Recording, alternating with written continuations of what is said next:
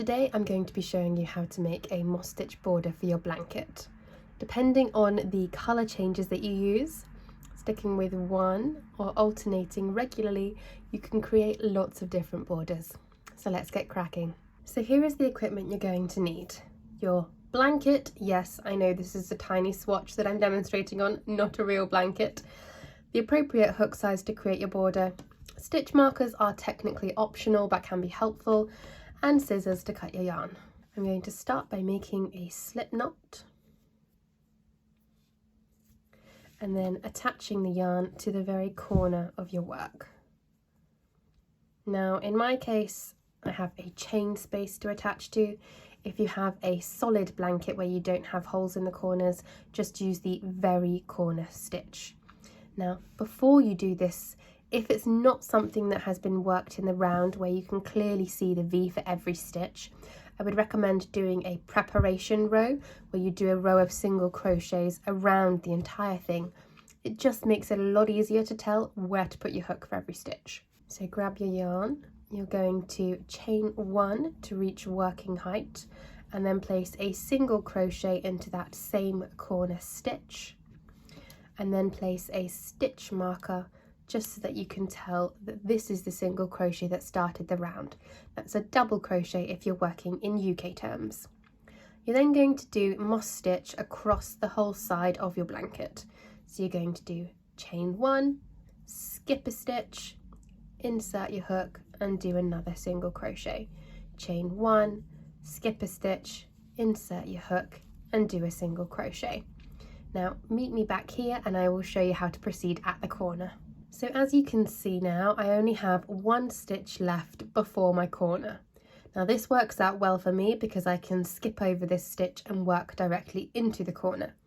If, however, you have no stitches left or you have 2 stitches left, you can decide, depending on the tension of your moss stitch and the size hook that you are using, whether or not to skip over all of the remaining stitches or add in an extra moss stitch in order to make the row even. Now just be mindful after you have done so and perhaps gone around the corner a little bit to come back, lay things out flat and make sure that your border is staying flat and isn't puckering. If it is, frog back, try something different and go ahead again. So every time that you meet that corner stitch, you are going to single crochet, chain 2 instead of 1, and place another single crochet into that same stitch. You are then going to continue as you did along this first side.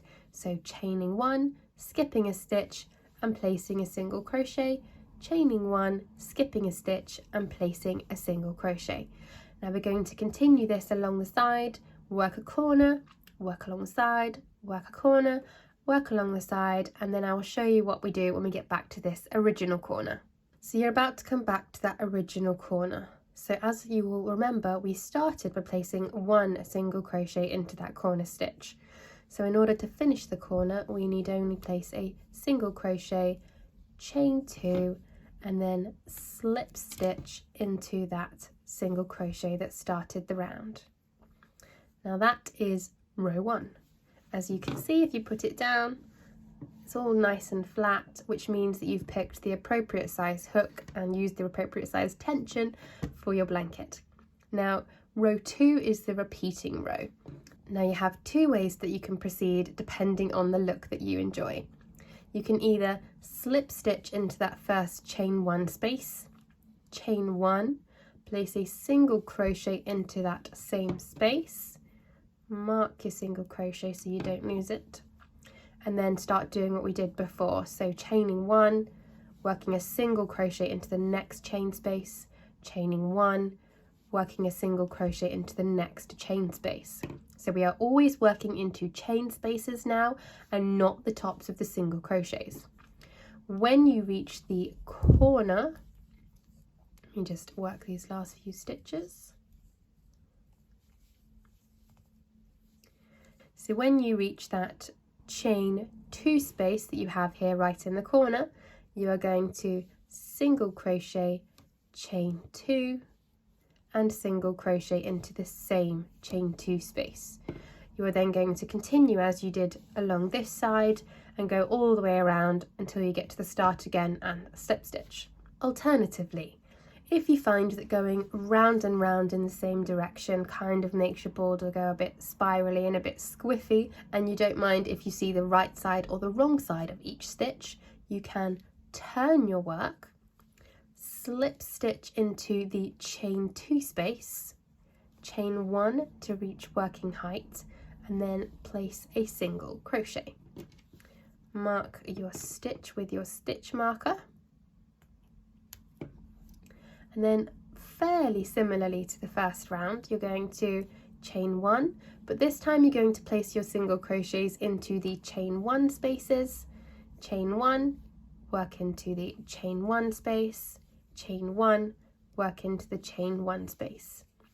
Now, just as with the previous method, you would continue this until you reached a chain 2 corner stitch from the previous round. And here it is here, at which point you're going to single crochet, chain 2 and single crochet. Now, just like with the other method, you're going to go around all of your other sides. So you're going to go here, corner stitch, here, corner stitch, here. Then you're going to do a single crochet, chain 2 and slip stitch. And then you continue repeating this second round. So each time you can either continue going round and round in a spiral, you will find the stitch marker starts to move along a little bit, or you can turn your square after each round and go once this way, once that way, once this way, once that way. You can change your colours as often as you like in order to get your desired effect, and then by the end of it you'll have a lovely moss stitch border.